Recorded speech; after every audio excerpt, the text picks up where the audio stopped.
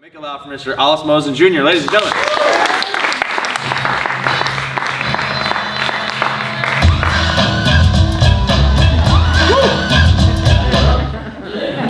Never had my own walk-up music before. Oh, that's pretty nice. I was down in Florida visiting Mom. Mommy was talking to her new assisted living friends, and they were talking about home. And I knew that Mom was remembering 617. 617 was our family home there in Washington, D.C. 617 was one of those 3-story brick semi-detached homes. I mean, there was an internal wall we shared with 619, and then there was a yard we shared with 615. And it was in that yard that baby Monica and I would do ready, set, go, ready, set, go, ready, set, go. And she'd never tire out. But it's also in that yard where baby Monica would say, run away, come back, Ollis, run away, come back, Ollis. I don't know what you do. I mean, I was in the Navy. I was always coming and going, and my baby sister was 20 years younger than me, just couldn't figure out, what do I do? And to this day, she still calls me, run away, come back, Ollis. But it wasn't the green yard that stands out. It was getting to 617. It was the 3 steps from the sidewalk, and then go across the yard, then 5 more steps to get to the big, gray, concrete porch before you step one more step into the house. Whew. So many things happen on that big concrete porch at 617. I mean, if we went to a Broadway play or some kind of production, we would reenact it there on the big concrete porch. It was great. When people would come, they would stand on the big porch right under the number 617.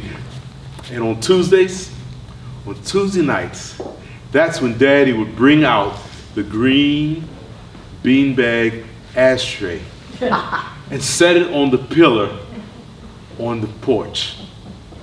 Because see, Tuesday was when Cousin Dina would come by to get his mail. Now, Cousin Dina didn't live with us, but his mail came to 617. And I never understood why. And I asked him once, and he said, Cousin Ollis, you can sleep in your car, but you can't drive in your house.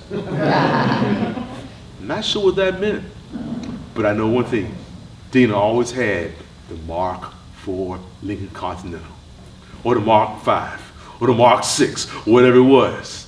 You can sleep in your car, but you can't drive in your house. But the reason Daddy put that beanbag ashtray out there was because Dina always brought Granddaddy and Great-Grand. And Granddaddy was a smoker. And Daddy didn't allow any smoking in the house. And he knew Granddaddy had to put that cigarette out in that green beanbag ashtray. A lot of things over the years passed over that porch. I remember that Christmas Eve when it was Daddy gasping for breath as the EMTs were pulling him out of the house and across the porch, and he's saying, I am having extreme difficulty inhaling and exhaling. Anybody else but Daddy would have just said, I can't breathe. But no, leave it to my dad to talk about inhaling and exhaling. They took him out, and I stood on that 617 porch, and I cried, and then I went inside and said, I've got to do what has to be done because I'm the oldest son. And somebody had to put together baby Monica's little bouncy horse. And I did it. I did it. And she loved it. And she still talks about it to this day. So many things across that porch. So many posters with pictures and generations where we keep coming and going. And as things went on, Daddy took those trips across the porch, and one time he didn't come back. He moved on to heaven. And Grandma, that's why Dina and them really came. Grandma was a good Southern cooker from South Carolina. It was always those hot yeast rolls, and fried chicken, and mac and cheese, and collard greens every Tuesday night when they would come over. And Dina always would get the neck bone and put it in his hat and put his hat on as he goes back out to his Lincoln Continental. It was just so much things happening, just coming across 617.